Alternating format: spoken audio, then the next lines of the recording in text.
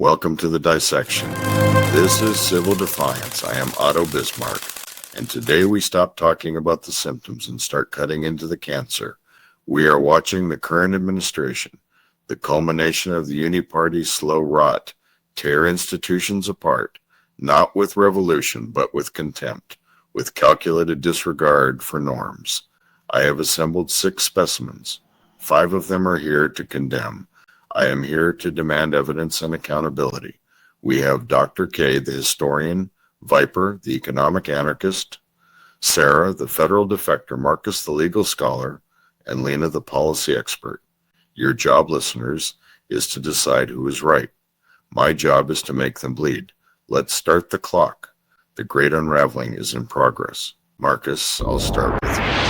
Your biggest grievance against the current administration is the erosion of the Justice Department. Specifics. No hyperbole. The politicization is the core issue, Otto. The blurring of the line between the president's personal interest and the federal apparatus. The repeated use of the pardon power, not for mercy, but for personal loyalty. It undermines the rule of law. If justice is transactional, we have tyranny. Tyranny. Every administration uses the DOJ. Where is the Uni-Party outrage when their side does it? This administration just fights back harder. Sarah, you were inside. Is the DOJ weaponized, or is it just efficient? It's weaponized, Otto, and it's worse than you think. It's the selective deployment of regulatory agencies, not just the DOJ.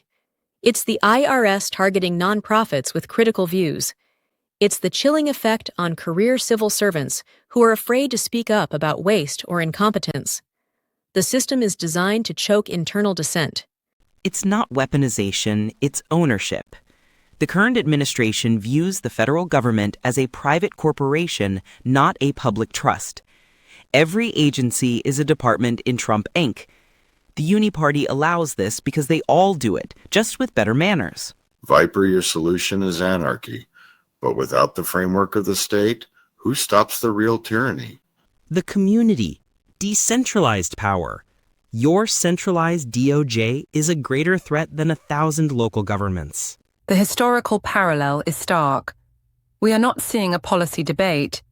We are seeing a break with the precedent of separation.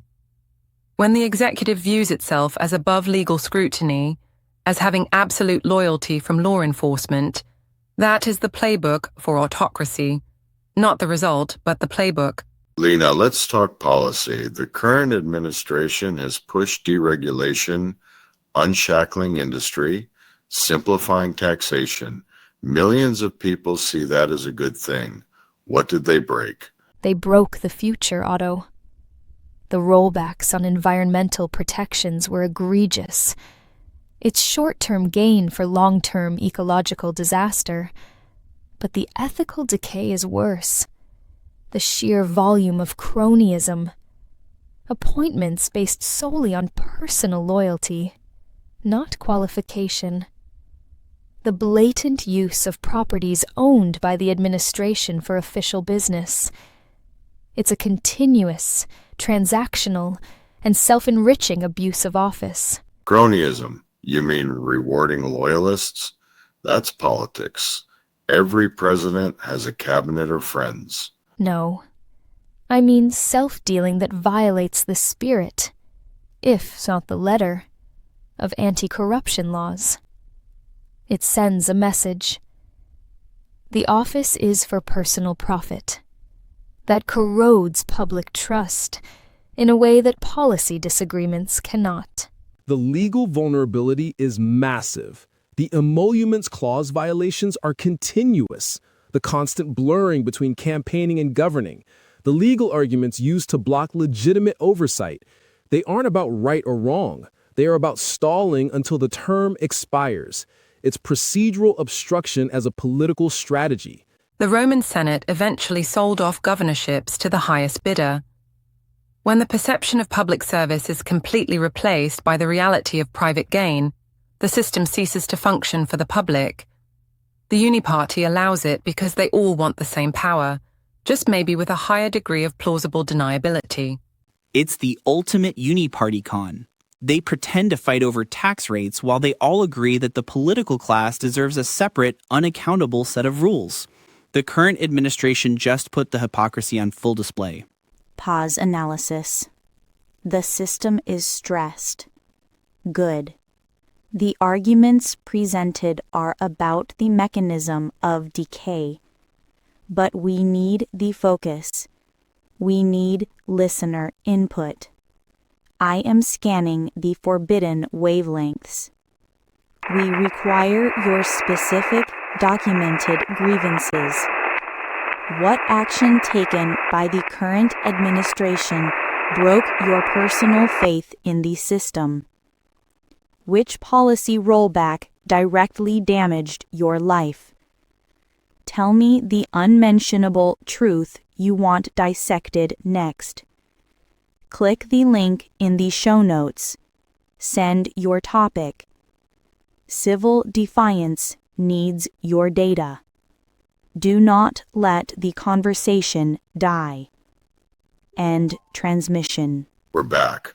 Marcus, let's get into the hard truth. This administration is accused of trying to deconstruct the institutional barriers that separate the state from the executive office.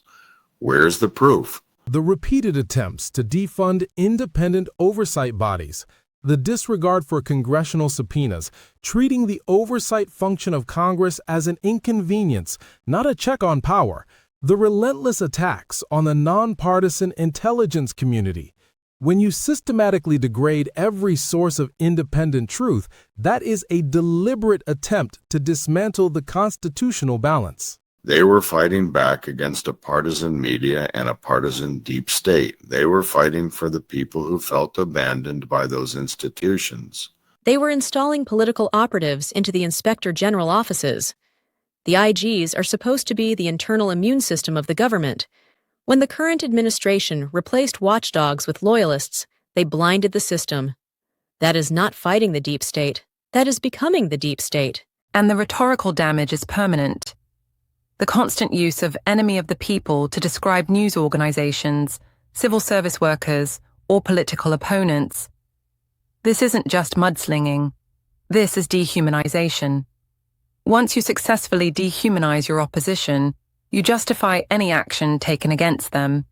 It's an essential step in the autocratic playbook. And let's look at the actual policy fallout, Otto.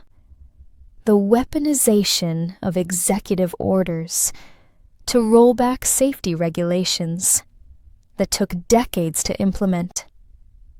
The dismantling of global alliances and treaties. This creates permanent instability. This is not reversible. This is structural damage to U.S. credibility. And that's the real tragedy. The Uni-Party had already broken the alliances and wasted the money. The current administration just did it faster, and without the courtesy of a diplomatic smile. They showed the world the fraud. Now we have no credible institutions left. And that, Otto, is the only place true freedom can bloom, in the ashes of institutional distrust. You are celebrating the destruction of the Republic. I'm celebrating the exposure of the fraud. The Republic was already dead, Marcus. You just keep attending the funeral and pretending it's a wedding. We must uphold the legal process. We cannot allow the constant threat of extra procedural action to become the new normal. The danger is setting a precedent of impunity. If the next administration inherits this playbook, the separation of powers is permanently over. We are out of time. I am giving each of you 30 seconds to give the audience a single warning. What is the ultimate consequence of the current administration's tenure? The consequence is that the institutional scaffolding has been permanently weakened. The next crisis, be it economic or military, will expose that weakness, and there will be nothing left to hold the country together.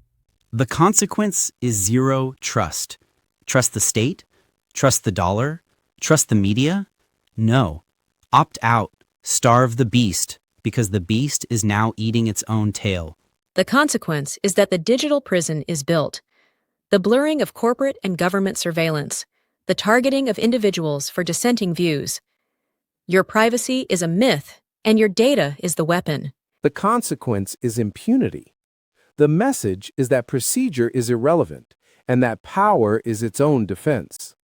Every future administration now has permission to operate outside the law with the full expectation of political defense. The consequence is systemic shock. Global confidence is eroded. Environmental damage is accelerated. And political civility is extinct. The current administration is a wrecking ball that guarantees a harsher future. You hear that, listeners? 5 voices screaming about the end of the world. They argue that the current administration has irrevocably damaged this country. They argue that the only way out is radical change. I am Otto Bismarck. I didn't stop them from speaking. That means their evidence is solid enough to be a genuine threat. If you believe them, you are required to act. You must subscribe to the Civil Defiance channel on Spotify right now. The time for talking is over. The time for Civil Defiance is now. Follow us. Share this broadcast. We are the last warning.